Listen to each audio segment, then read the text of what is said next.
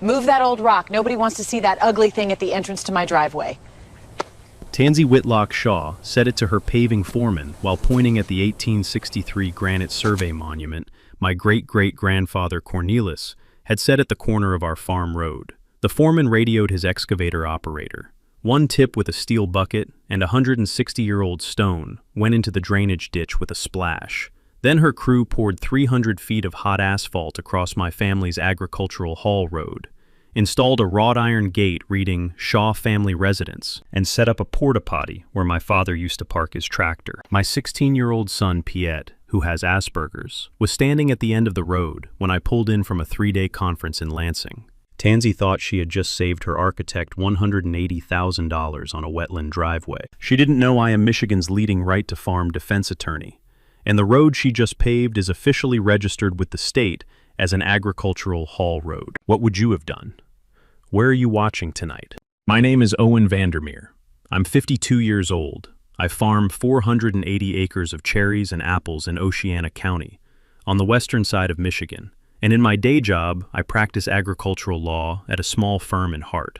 My specialty, which matters to this story, is Michigan's Right to Farm Act. The Vandermeer family came to Oceana County from the Netherlands in 1867. My great-great-grandfather, Cornelius, bought 160 acres from a bankrupt homesteader and planted his first block of cherries the following spring. The farm doubled twice. My great-grandfather added the lower orchard in 1904, and my grandfather added the east block in 1952, and came to me when my father Dirk passed 8 months ago in the barn of a heart attack on a cold December afternoon. I found him. I think about it every day. I am still not over it. My wife Henrietta, Henny to everyone in Shelby, is a registered nurse at Hart District Hospital. She works 3 12-hour shifts a week and makes the best apple fritters in western Michigan. We have been married 27 years. We have 2 children. Our daughter Elsa is 21, a junior at Michigan State University, studying horticulture with a specific plan to take over the cherry operation when I am gone. Our son Piet is 16, a high school sophomore, and has Asperger's. He is a quieter version of me, with a brighter version of my father's smile. He grafted 40 Honeycrisp apple trees by hand for a 4-H project 2 years ago, and can tell you the budwood source of each one from memory. The farm road that matters to this story runs due east from our county road access, 100 yards through a row of old Norway maples my grandfather planted in 1953, past the granite survey monument my great-great-grandfather Cornelius had quarried out of Grindstone Island and hauled here by oxen in 1863, and into the heart of the orchard. It is gravel. It has been gravel since Woodrow Wilson was in the White House. In 2009, with my father's permission, I formally registered it as an agricultural haul road under Michigan's Right to Farm Generally Accepted Agricultural and Management Practices Documentation System, file number RTF-MI-2009-01847. The registration matters later. Next to our farm, on the north side of the county road, sits a subdivision called Orchard Ridge Estates. It was built in 2018 on 140 acres of land that used to belong to the Feltenberg family. Abel Feltenberg went bankrupt in 2017 after his blueberry operation failed and sold to a Grand Rapids developer. 62 executive homes now sit where his plants used to be. Some of the homes are nice. Some of the families are nice. I have never had a serious problem with any of them. They jog on my farm roads sometimes. My father always waved. Then, 14 months ago, Tansy Whitlock Shaw moved in with her second husband, Byron. She was 48, had just left a previous marriage in Grand Rapids, and bought one of the largest lots in Orchard Ridge, 4 acres, backing directly onto the western edge of my land. She built a $400,000 custom home over the next 10 months. Her lot's one access problem. It fronted only on the subdivision's interior road, which meant any driveway connection to the county road required crossing 150 feet of protected wetland. Her architect quoted her $180,000 for a compliant wetland crossing driveway. She declined to pay it. She looked at a map. Then she looked at my farm road. I was in Lansing for 3 days at a Right to Farm conference, a panel I sat on with 2 other defense attorneys, a judge from the Court of Appeals, and a Michigan State University extension professor. I got back Thursday evening at 6:30. Piet was at the end of the farm road in his work coat, pacing in a small circle, with the measured, anxious pacing he does when something he cannot process has broken his routine. "Dad." "Piet, what is it, son?" "Dad, come look." I walked. My eyes took a long time to understand what they were seeing. 300 feet of fresh black asphalt, still glistening under the porch light I had not yet reached. A 4-foot wrought iron gate swinging wide open at the entrance, with Shaw family residence in ironwork script across the top. A blue porta-potty planted exactly where my father used to back his tractor to load half-bushel boxes of peaches for the farmer's market. And at the corner where the old Norway maples begin, the granite survey monument, 400 pounds, hauled here by oxen 162 years ago, was on its side in the drainage ditch, with mud on its face. I set my briefcase down on the gravel. "Piet, how long have you been out here, son?" "2 hours. Is your mom home?" "Yes, she's crying in the kitchen." "Okay, you and I are going to put the stone back up together." The monument weighed roughly 400 pounds.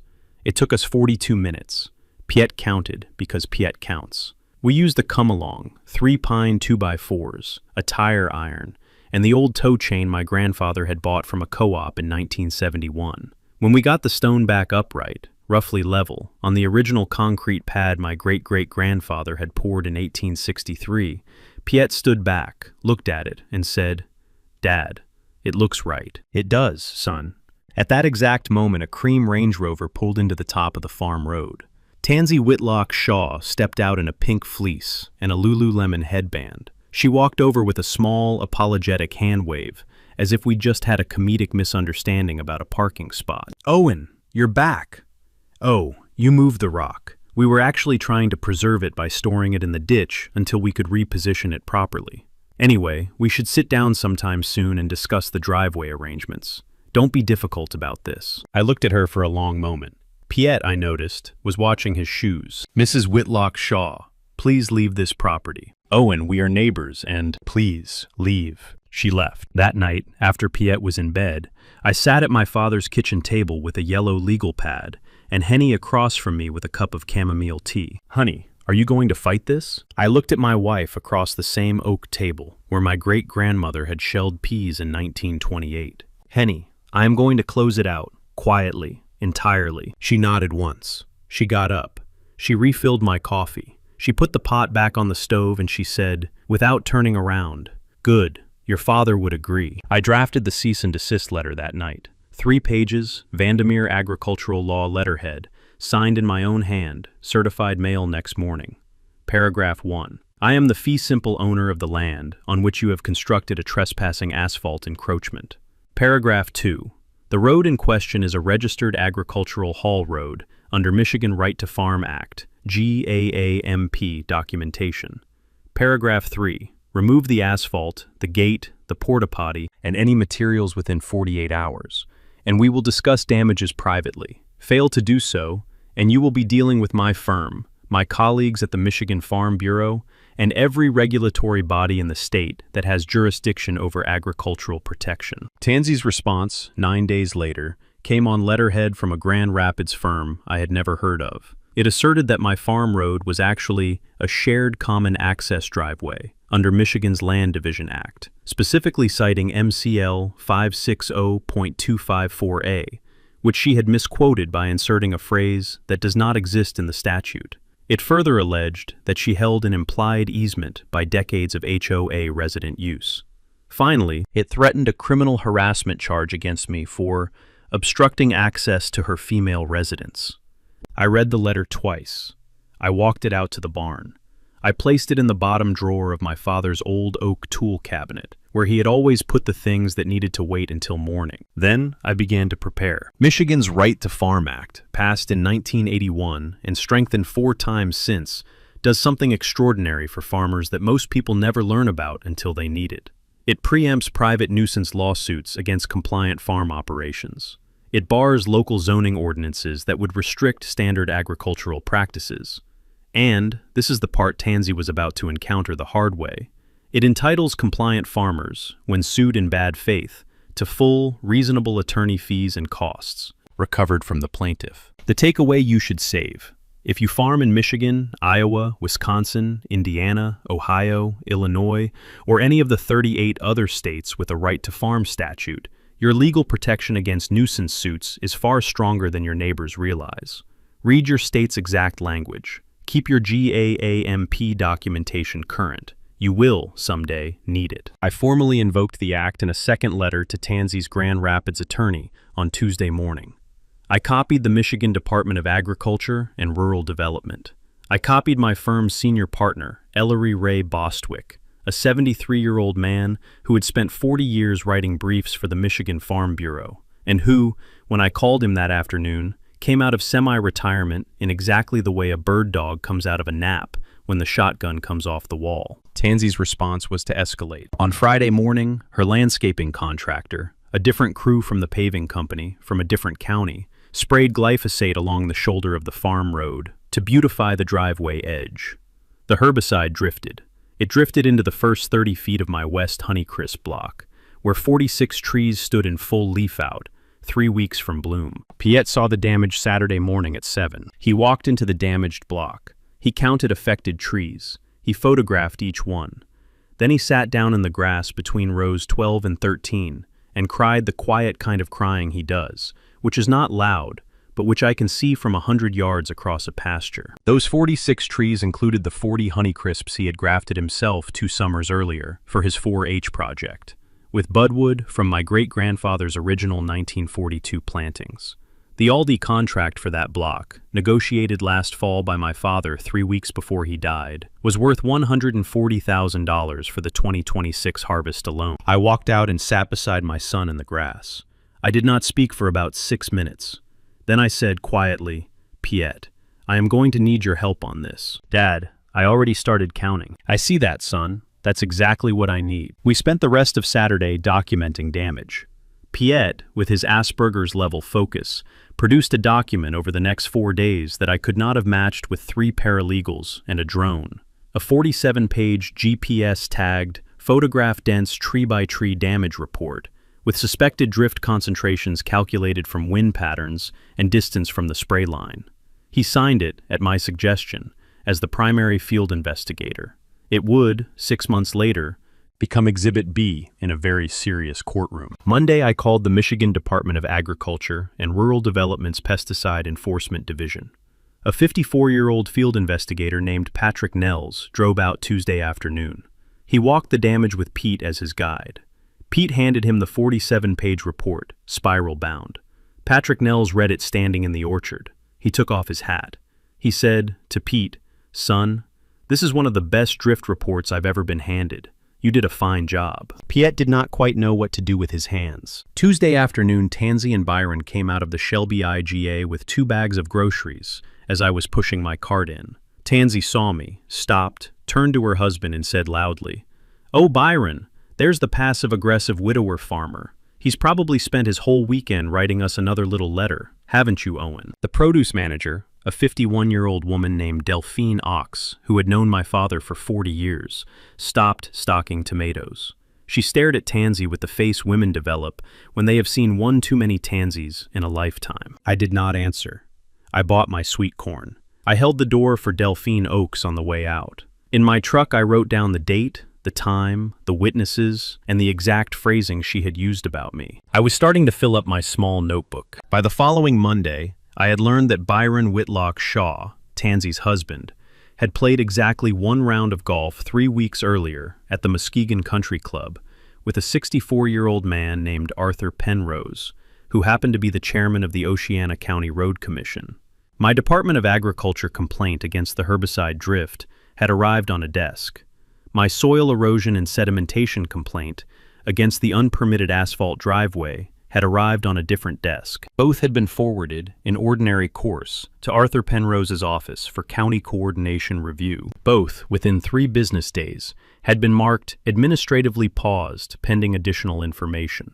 Ellery Ray Bostwick read the emails, put down his reading glasses, and made one phone call to a state representative named Gretchen Teague, whom he had helped elect 3 times, and whose uncle had been a Vandermeer neighbor in the 1960s. 10 days later, the 2 paused cases were reactivated, with the notation, County Coordination Review, complete.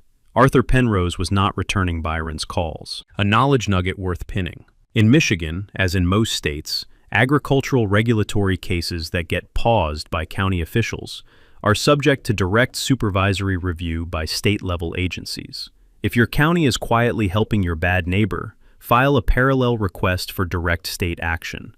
The state does not like being slow-rolled by the county. It will remember. Tansy, meanwhile, filed a civil nuisance suit against me in the Oceana County Circuit Court. The complaint alleged that my orchard's fermenting fruit odors, agricultural equipment noise, and pesticide chemical exposure constituted a private nuisance under Michigan common law and diminished the quality of life at her half-built residence.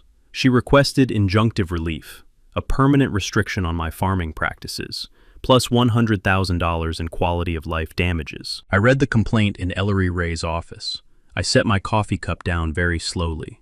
I looked across his oak desk at my 73-year-old mentor, who was smiling the small, dry smile of a man who had waited 45 years to see a specific kind of legal pleading walk into his courthouse. Ellery Ray. Owen. She has just filed a civil nuisance suit against the compliant Michigan farm operation. She has, which, under Right to Farm Section 3, is preempted. It is, which entitles me to recover full, reasonable attorney fees and costs from her under Section 3.6. It does, which, given your billable rate and mine, and the fact that we are jointly handling this, will run approximately $250,000 by the time we're done. Yes. Ellery Ray. Yes, Owen. She has just handed me $250,000. Ellery Ray closed his eyes for a moment, the way old Lutherans close their eyes at the beginning of a grace, before a very large meal. Son, let's be thorough. 2 nights later, my mailbox was destroyed with a baseball bat at 1:12 in the morning. The motion camera caught a navy blue Ford F-150, license plate visible, driver visible. The driver was Byron's nephew, a 24-year-old named Tyson Whitlock, who had 2 previous citations in Kent County for property mischief. I filed a vandalism report with the Oceana County Sheriff at 6 in the morning. Tyson was brought in for questioning by Thursday. He asked for a lawyer. As he was being escorted out, he said, loudly enough for the deputy to log it, "My aunt's paying me. I'm not taking the fall." Sheriff Trinity Forsberg, who had fished with my father in 1978 off a dock that no longer exists, called me personally at lunchtime to pass along Tyson's statement. Then she added, "Owen, we're opening a separate file on your neighbor. Don't quote me." I did not quote her. That night, Piet came into my office while I was working at my father's desk. He had his damage report under his arm. He set it carefully beside my keyboard. He said, "Dad, I'd like to be a witness. If they put me on the stand, I'll tell the truth." "Son, you already told the truth on paper. I mean on the stand, in court, with the judge." I looked at my 16-year-old, at the hair that stuck up the same way his grandfather's always had, at the shoulders that had widened 2 inches in the last year. "Okay, Piet, if we need you, we'll use you. Thank you." "Dad, also, I've been counting the asphalt she poured. It's 327 linear feet, not 300. I measured it myself." "That's helpful, son." "I know." After Piet went to bed, I opened my father's filing cabinet in the corner of the farm office, the one labeled in black Sharpie, Road, and I began laying the pieces on the desk. 4 documents, side by side, told me what I already knew but had never, until this month, needed to know. First, the 1867 original deed from Cornelis Vandermeer, conveying 160 acres of Oceana County farmland, together with all haul roads, cart paths, and agricultural improvements therein described. The deed lists the farm road by compass bearing, and explicitly excludes any shared right-of-way, easement, or common access. The farm road is ours. It has always been ours. It is not, has never been, and will never be a common driveway. Second, a Michigan State Turnpike alignment map from 1854 that I had pulled from the Michigan State Archives in 2009 when I was helping my father with a boundary dispute. The 1850s Michigan Turnpike from Muskegon to Pentwater ran, for its final 2.5 miles, directly along what became our farm road. The state turnpike was formally abandoned by the legislature in 1872. Michigan Statute, MCL 247.190, provides that abandoned state turnpike rights-of-way revert automatically and permanently to the underlying landowner, meaning Cornelius's farm road is not only a private agricultural haul road, it is a statutory reversion of a former state turnpike, which carries the strongest form of title Michigan law recognizes. Third, my 2009 GAAP registration of the farm road as an agricultural haul road under the Right to Farm Act, file number RTF-MI-2009-01847, currently active, last reaffirmed in my own handwriting 2 years ago. The registration is public record. Anyone who had looked could have found it in 15 minutes. Tansy's attorney had not looked. Fourth, and this was the quiet one, the one Ellery Ray made me print and place at the top of the stack. Tansy's driveway, because it connected to a residential structure and converted 327 linear feet of agricultural gravel to asphalt impervious surface, required 2 permits she had obtained neither of. A National Pollutant Discharge Elimination System construction stormwater permit administered by the Michigan Department of Environment, Great Lakes, and Energy, and an Oceana County Soil Erosion and Sedimentation Control permit. The first carries civil penalties up to $25,000 per day. The second requires the posting of a remediation bond in the neighborhood of $50,000. The takeaway worth writing on a note and taping to your cabinet. Any impervious surface construction connected to a residential dwelling, in almost every state, requires both a stormwater permit and a soil erosion permit. These are triggered at surprisingly small thresholds, often 500 square feet. Ask your county. The penalties are not small. I set my pen down. I looked at the 4 documents in order. I looked at Piet's damage report beside them. I looked at my father's oak desk. The farm office clock struck 11. Ellery Ray had said, earlier that evening, that I had the cleanest case he had seen in his career. I had not believed him at the time. Looking at the 4 documents now, I believed him. I turned off the desk lamp. I walked outside. The cherry block to the west smelled, in the cool night, exactly like my father.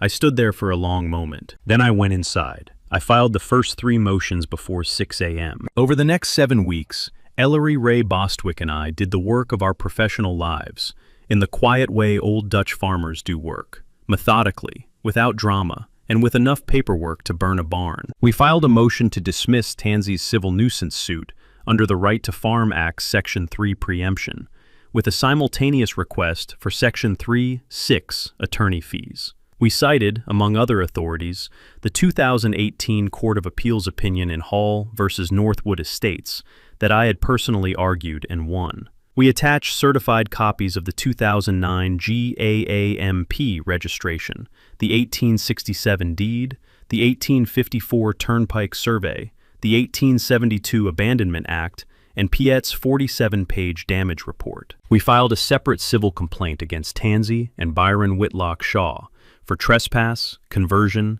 negligent destruction of historic property, the Granite Monument, and tortious interference with our Aldi supply contract. Ellery Ray filed the formal EGLE stormwater complaint and the Oceana County soil erosion complaint, both attached with engineering calculations of Tansy's impervious surface to the square foot. The pesticide drift case opened in parallel. Patrick Nels of the Michigan Department of Agriculture issued a preliminary finding within 3 weeks, citing Tansy's landscaping contractor for application outside the permitted buffer zone, with civil penalties calculated at the maximum allowable under statute, a flat $25,000 plus full compensatory damages at $140,000 to cover the value of the threatened Aldi contract. Ellery Ray and I divided the work by temperament. He handled the correspondence with the insurance carriers, the press, and the Michigan Farm Bureau's PR office, because he is 73 and has the energy of a man who has just been handed a cold cup of coffee. I handled the courtroom prep and the client-facing work, because I am 52 and still sleep slightly better than he does. Piet, on his own initiative, organized my office filing system with a color-coded label maker. By the end of the second week, every document in the road case had a tab, a number, and a cross-reference to a master index he had built in a spreadsheet. I came home one evening and found him sitting at the kitchen table, explaining the index to my wife in the same quiet voice he uses for Budwood sources. Elsa drove up from East Lansing on the 3rd weekend, spent 4 days helping us prune the herbicide-damaged block aggressively, and drove back to campus with a decision she had not had the Friday she arrived. On the Sunday night, she told me, at the kitchen sink, that she was changing her major to include an ag law minor.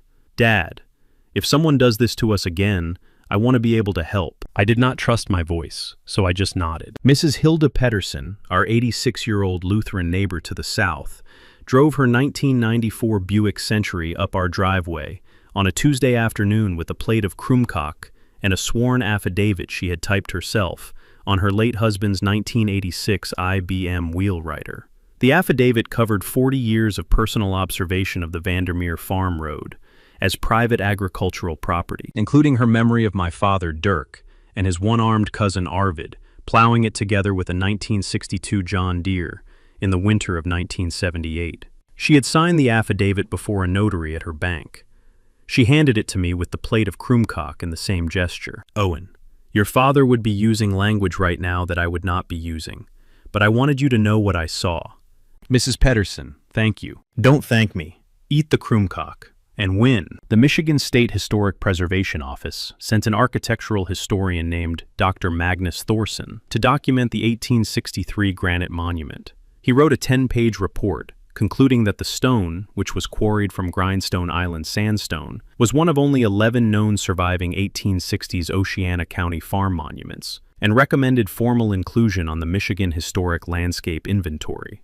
The inclusion was granted 16 days later. Finally, on the morning of the 7th week, Ellery Ray and I drove to the Oceana County Courthouse in Hart to attend the first hearing in Tansy's civil nuisance suit. She had not answered our motion to dismiss. She had not responded to any of our discovery requests. Her Grand Rapids attorney, we learned in the parking lot from the clerk, had withdrawn from the case the previous Friday for non-payment of retainer. She had retained a new attorney named Barrett Locke from Muskegon. Barrett Locke had never, apparently, tried a right-to-farm case.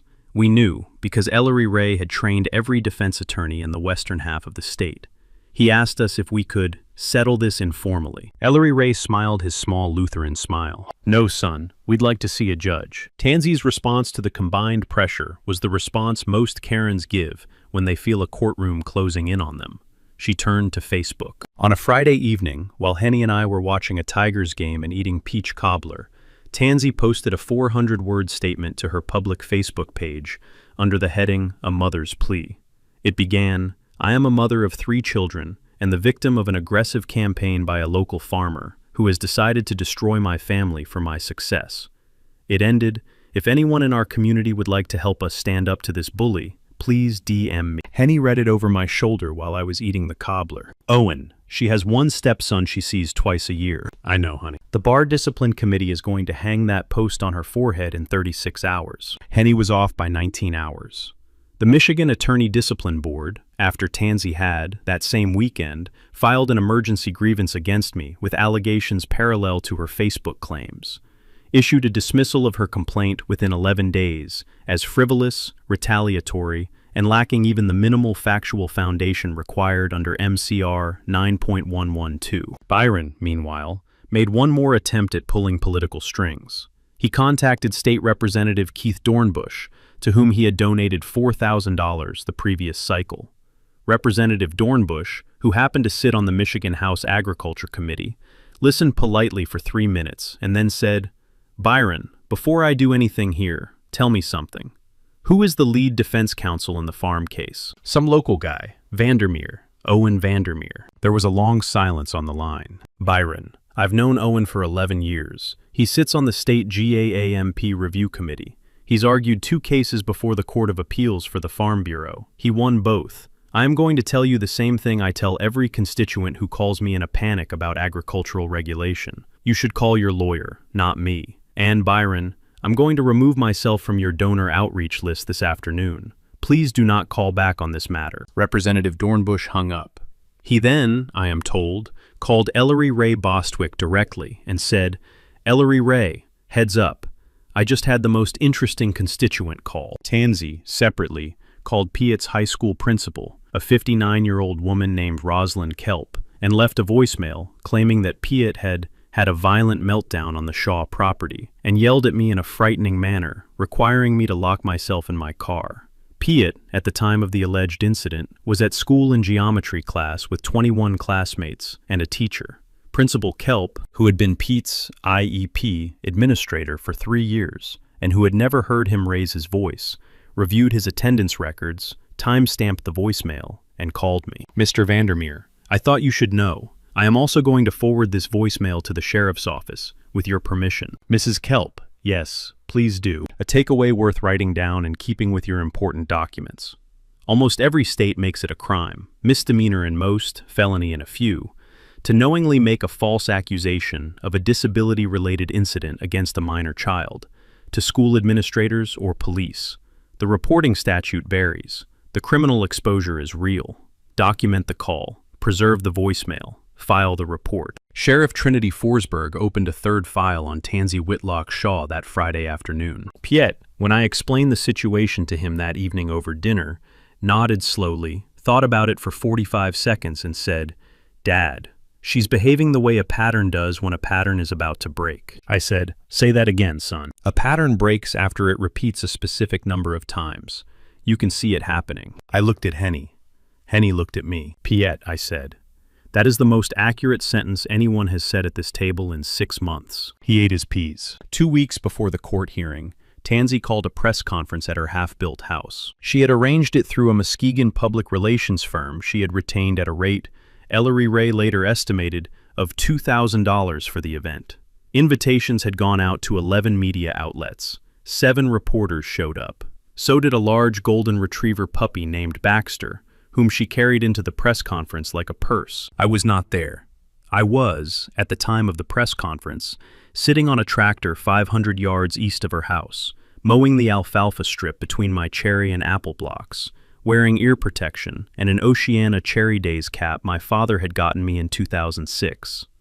I was, however, entirely within my rights to record anything said at a press conference held on land the Whitlock Shaws owned, from my own property, using a commercial zoom lens from a Cabela's tripod, which is what Piet, who was homesick with a minor cold, did through the west barn window with my own camera. The press conference lasted 8 minutes and 43 seconds. Tansy called me, in order of frequency, a bully, the worst kind of heartless businessman, passive-aggressive, and a man who cannot process grief in healthy ways. Baxter the puppy bit the microphone during minute 4 and had to be swapped out for another prop, a silver-framed photograph of her 3 children, none of whom actually live with her full-time. Piet, without prompting, clipped a quiet 4-minute highlight reel of the most actionable statements that evening on my editing laptop. He burned it to 3 USB drives. He labeled each one in careful block lettering. He handed them to me at the breakfast table and said, "Dad, in case you need these." Piet, thank you. I have also time-stamped the edits and noted the original file locations. I see that, son. 3 days later, Tansy drove her cream Range Rover to the Shelby Hardware parking lot, where my Ford F250 was parked outside while I was buying galvanized roofing screws. She got out. She walked up to my driver's side door. She keyed my truck from the door handle across to the rear fender in a single slow motion. She got back in her Range Rover. She drove away. My truck was parked directly underneath the hardware store's outdoor security camera. Sheriff Trinity Forsberg, when I presented her the footage 23 minutes later, stared at the screen for approximately 9 seconds, looked at her deputy, and said, "Well, that certainly saves us a lot of paperwork." Byron Whitlock Shaw was served that Friday afternoon with 2 different legal filings. One was a civil complaint for conversion, trespass, and tortious interference. The other was a formal notice from the Michigan Judicial Tenure Commission, informing him that his golf partner county commissioner, Arthur Penrose, was under formal investigation for conflict of interest related to paused enforcement actions. Byron, I am told by the process server, went white. The harvest came. I did what farmers do. I brought in my crew. I worked 14-hour days. Pete worked the culling line on weekends. Elsa drove up from East Lansing twice more. Henny handled the insurance paperwork in the evenings. The herbicide-damaged trees were triaged. 22 were saved with aggressive pruning. 18 would have to be pulled in the spring. 6 we lost outright. Piet's own grafted Honeycrisps, the ones he had watched me call his life's work in his 4-H application 3 years earlier, survived. All 40. He pruned each one personally, over 2 slow autumn Sundays, while the radio in the tool shed played a baseball game with the volume down. On the Sunday before the court hearing, I stood in the cherry block at dusk, with a cup of coffee, and watched the sun set over my grandfather's Norway maples. The air smelled of wet leaves and faint apple cider. A hawk turned slowly over the upper orchard. I did not cry, because I had cried already, months earlier, in the barn the morning I had found my father. But I did stand there for a long time, and I thought, Dad, I am going to end this on Thursday. The Oceana County Circuit Court sits in Hart, Michigan, on the second floor of a limestone courthouse built in 1913. Judge Patience Bloom had been on the bench for 11 years. Before law school, she had spent 9 years as a Michigan State University agricultural extension agent in 5 counties, including Oceana. She had known my father. The hearing was set for 9:30 on a Thursday morning. By 8:50, every seat in the public gallery was taken, and the overflow had filled the hallway. The Michigan Farm Bureau had put out a bulletin. Cherry growers, apple growers, dairy farmers, and blueberry producers had driven from as far as 4 counties. The Detroit Free Press had sent a reporter named Gwendolyn Miles.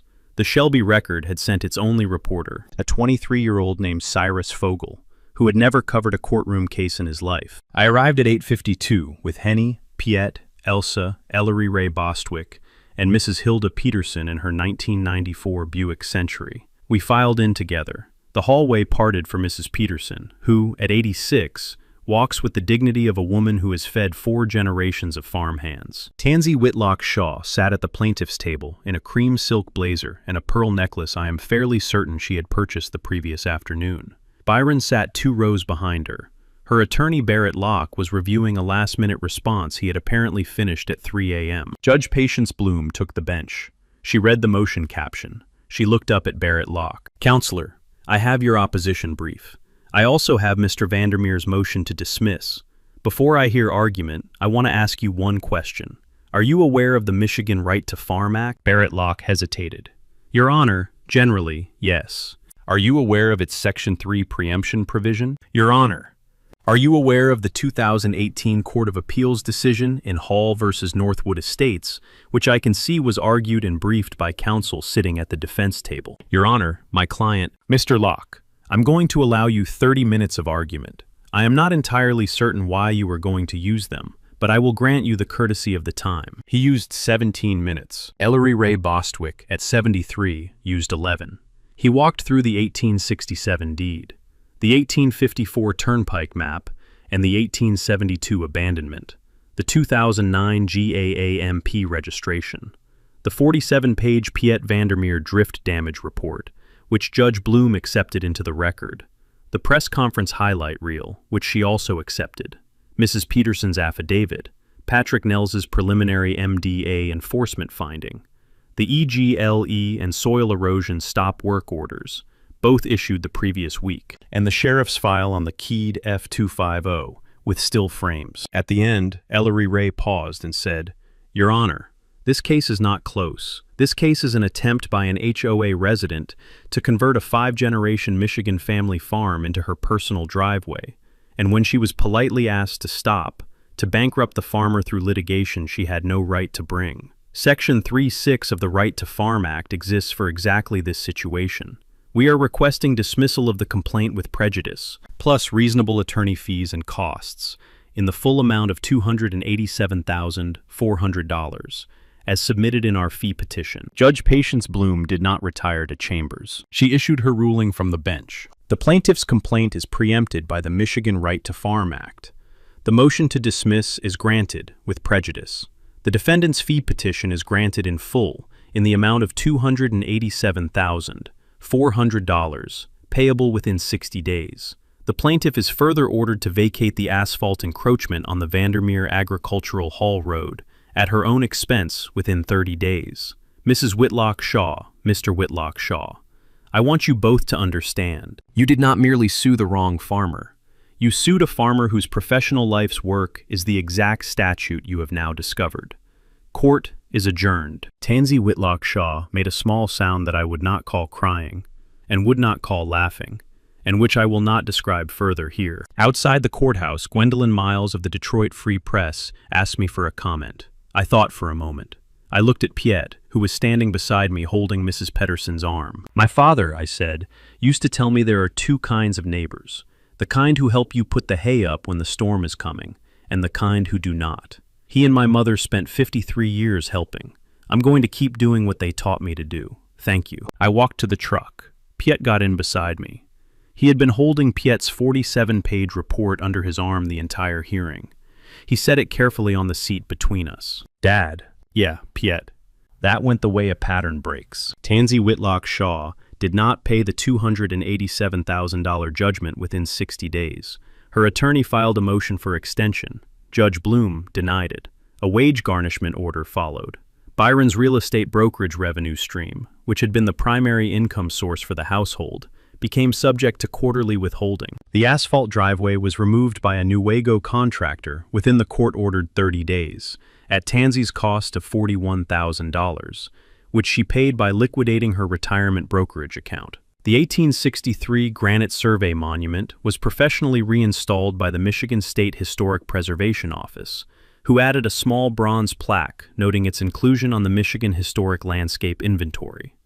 Mrs. Hilda Peterson attended the reinstallation ceremony with a lemon bundt cake. The EGLE stormwater enforcement added $16,000 in civil penalties. The Oceana County soil erosion case added $22,000.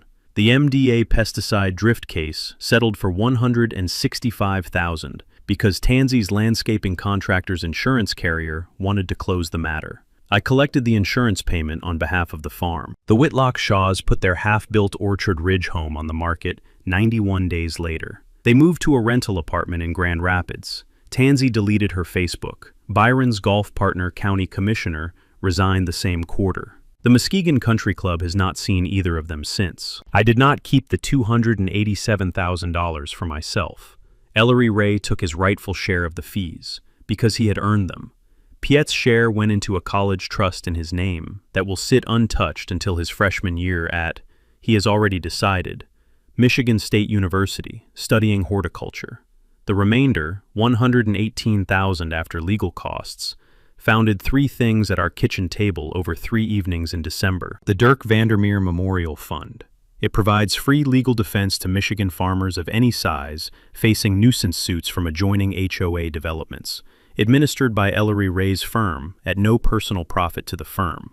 Mrs. Pedersen volunteered to be the first board member. My son accepted her vote at a dinner in her dining room, which meant more to Pete than I can explain. The Elsa Vandermeer Honeycrisp Grant. It funds Michigan State University horticulture scholarships for rural Michigan students. Elsa is, herself, the first recipient. She is also the first to announce, after receiving the scholarship, that she intends to pursue agricultural law at the Detroit College of Law after graduation. Her acceptance paperwork came home that Christmas. The Piet Vandermeer Youth Agriculture Program. It supports 4-H students with disabilities who want to pursue professional agricultural careers. Piet co-designed the application forms. He picks the annual recipients. He attends the awards ceremony every year in a white shirt my wife irons for him on Friday night. In the spring, we replanted the herbicide-damaged block. 150 heritage variety trees from Grandpa Dirk's original Budwood library.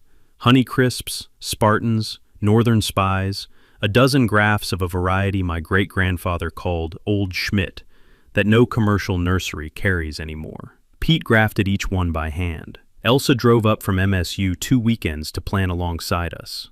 Henny brought out thermos flasks of coffee and egg salad sandwiches.